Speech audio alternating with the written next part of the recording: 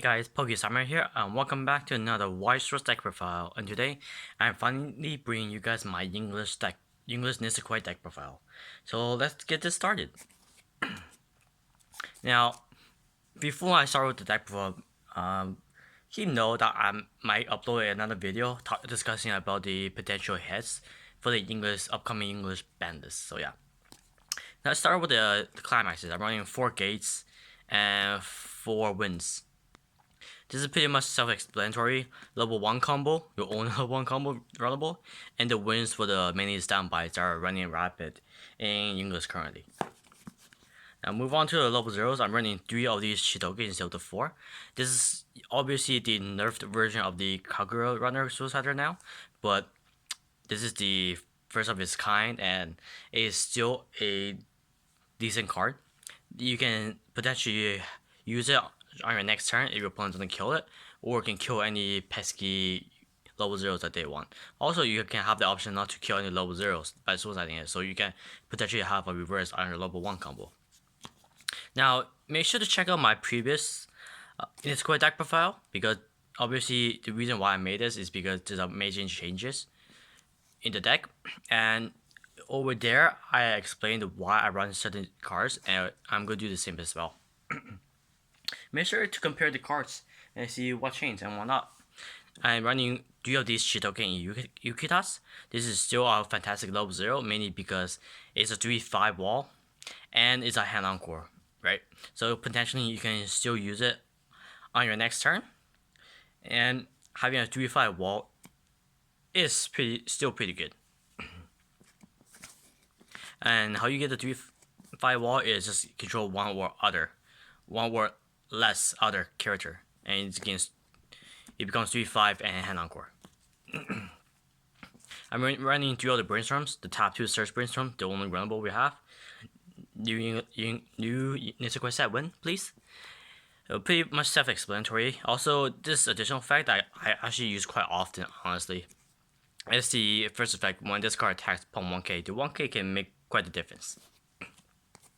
That's how I'm running 3 of the Rakus, Global 500, and Hand Fixed into Pendant. Itself is the pendant, obviously, and it is really helpful. And I do run a card that needs this target for it to be maximized utilized. Yep, that's why I'm running 3. I'm running 2 of the Hand Fixed Marikas. On play, I can check top, either leave it or mill it. Also on play, there's a climax, self is a character. Pretty much self-explanatory. I'm running 2. 2 is enough.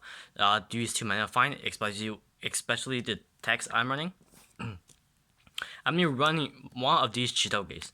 Now, some people will definitely ask me why I'm running this card if I want dependence to be in memory, right?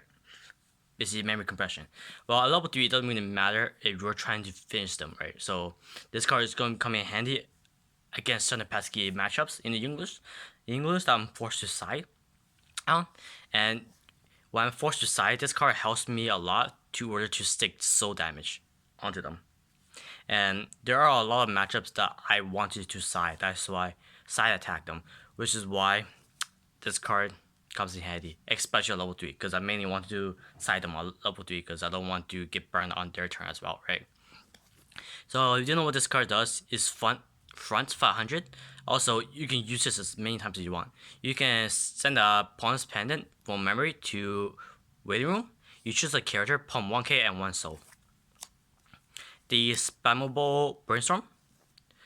Power is needed for this deck, and if I needed to mill extensively, this card comes in handy. It's a pay 1, mill 4. For each climax hit, pump 2k, and then when one of my characters becomes reversed in battle, I can choose one of my characters and pump it 1k. So it gets the power and it mills. So really good tech card. On play, drop searcher. Pretty much self-explanatory, searching what I want and hand fixing at the same time. Move on to level 1s. I'm running 4 pendants. I'm running 3 of the yellow pendants and 1 of the blue pendants. I explained the reason why I run the yellow pendant in my previous deck profile. I'm going to do it again. Red pendant sucks, yellow pendant is the best, and me going through my deck really helps and yeah, it helps a lot, searching what I want. And the reason why I'm gonna run on these instead of the foil-offs in GP is because English is always going to be slower than Japanese, right? And I can afford to run one of these because it's slower than Japanese. I run in 3 of the level 1 combos that like I do in JP and my previous English deck profile, mainly because I'm not comfortable with running 4 because you getting reverses against most of the top tier decks, you're mostly minusing them, plusing, because their cards just are way better. So running 2 of these is good, and I never had a problem with it, ever. So 3 is good. I'm running 3 of these 1-0 Marcos. You didn't check out my JP deck profile. Previously, I don't have this. This is the card that gains 3k if I have a Rock on board. So it's basically a 7k free without dependent. And the fact that this English deck doesn't forcefully make me play pendants is great because I can play at level 3, I can play at level 2. The only card that needs the pendant, which is the 1-0 Marka Suicider, right? And that I only want, and I can just hoard the rest if I wanted, right? Meanwhile, in JP, if I want the early play, I need to play before level 2, like play 2 before level 2, so that's 2 stocks. Gone at level 1, or maybe level 2, depending on the situation, right? The fact that I can choose and not feel pressure to play the pendant whenever I want is a great thing, and this card does that for me. And it's a 7k wall, so a free 7k wall on both players' turns is pretty nice, right? Not saying that JP forces you to play the pendants. This just gives me more leeway. In English version, gives me more leeway because only one card needs dependent in the memory value, which is this. The level 1 Suicider is a hand fix and it's a check topper. So on play, check top. If the character add it and then ditch. And the memory effect is if you have pendant in memory, it becomes a level 1 Suicider. Move on to the other level 1. This is the Kirito Ashina. It can be useful at level 3 as well, mainly because it's a hand fix. And on attack, I can pump a level 2 or higher 1k. And if you don't know what the Kirito Ashina does, is look at on play, look at top 2, add one of them, and send the rest to Radiant, and then you ditch one. You don't need to show. And then I'm running the level 1 anti-change. Yes, Nisekoi has a level 1 anti-change. It's just a normal 1k backup. Also, early play bomb. So it's a pay 3 though. So keep in mind. You pay 3, sack early play. Move on to the level 2s. I'm running the free fast Shitokis. The free fast Kosakis. The free fast Kosaki is still one of the best free fast in the game. Probably the best, is mainly because you play it, you draw a card as well. Also, the second effect is quite useful, even though sometimes it's rarely used, right? But I use it quite often. So you just tap to pump 2k, and at level 3, it can be fairly useful if you are trying to kick, right? And you saw how this lives. So fantastic card still. Move on to another level 2. I'm running the anti-change as well, the level 2 version. And for this is a pay 2 and then sack a character on board to anti-change. Also a 2-5 backup. Move on to the last level 2. I'm running one of this TD 2-1 Shitoge. It couples off with the win. Now this card, depending on your opponent's cards in deck and how many climates left in deck or radium, you can actually guarantee a kill with these two, because this card can pump soul, which manipulates soul with soul damage.